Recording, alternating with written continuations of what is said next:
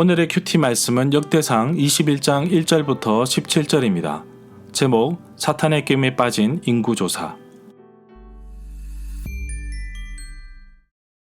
첫 번째 관찰입니다. 앞뒤 문맥을 살펴보겠습니다. 다윗이 하나님의 집 성전을 짓겠다고 하였지만 하나님은 다윗의 집 왕조를 짓겠다고 하십니다. 다윗은 비록 자신의 기도가 거절되었지만 하나님을 믿고 신뢰합니다. 이후 하나님은 다윗이 가는 곳마다 전쟁에서 이기게 하십니다. 블레셋, 모압, 소바, 아람, 에돔까지 정복합니다. 그런 사이에 이웃나라 암몬의 나하스 왕이 죽자 다윗은 조문사절단을 보내지만 나하스의 아들 한운 왕은 조문사절단을 스파이로 여기고 모욕감을 줍니다. 이로써 암몬과 전쟁이 일어나게 되고 동맹을 맺었던 아람까지 완전히 정복하게 됩니다. 뛰어난 지도자 다윗이 있었다면 충성스러운 그의 부하들이 있습니다. 역대상 20장 시작 부분에서 암몬과의 전쟁을 이야기합니다.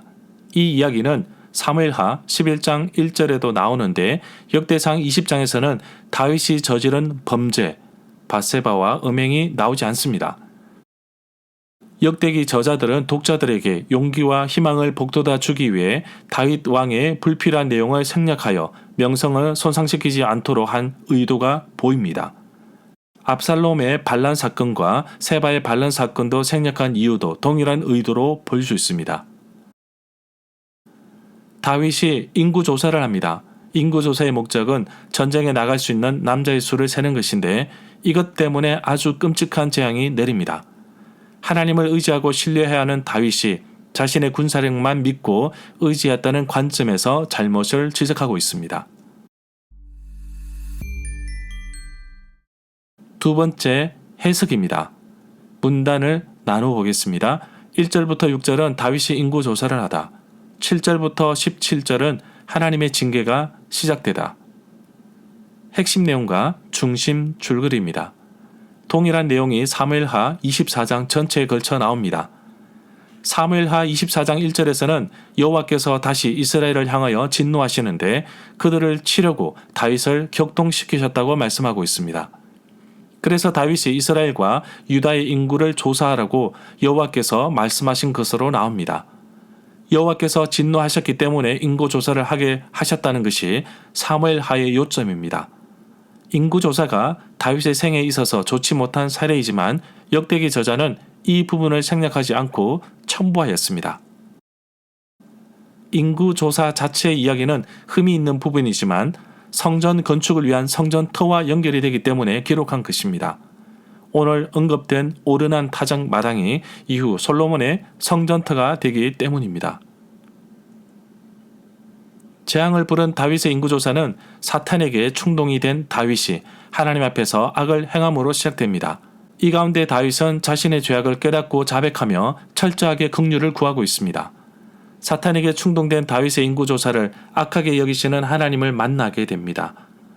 다윗이 온 나라가 자신의 것이라고 생각하고 인구조사 명령을 내리지만 어떻게 보면 여호와의 칼보다 백성들의 칼, 군사력을 더 의지한 것 같습니다.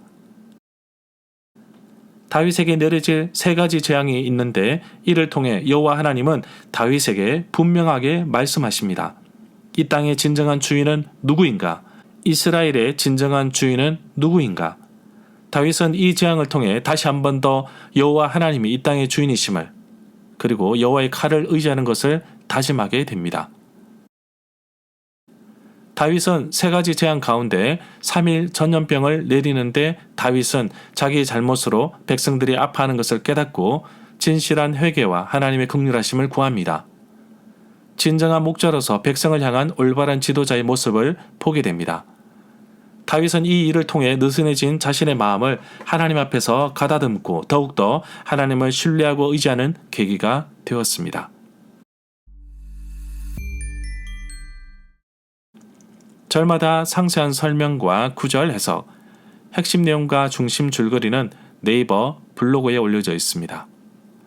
세 번째 적용입니다. 내게 주시는 교훈입니다. 이스라엘을 대적하기 위하여 사탄이 다윗을 충동질하여서 하나님의 징계를 받았습니다.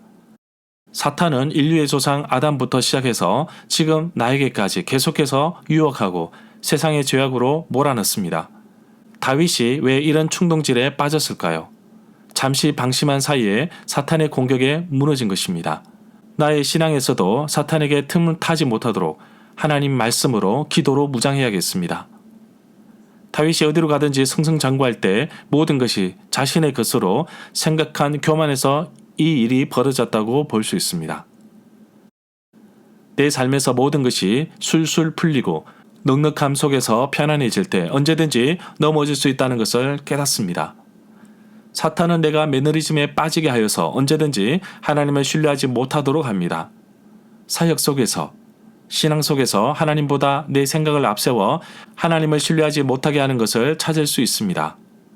엄청난 재난과 징벌을 받기 전에 먼저 내가 하나님 앞에서 바로 서 있어야겠습니다.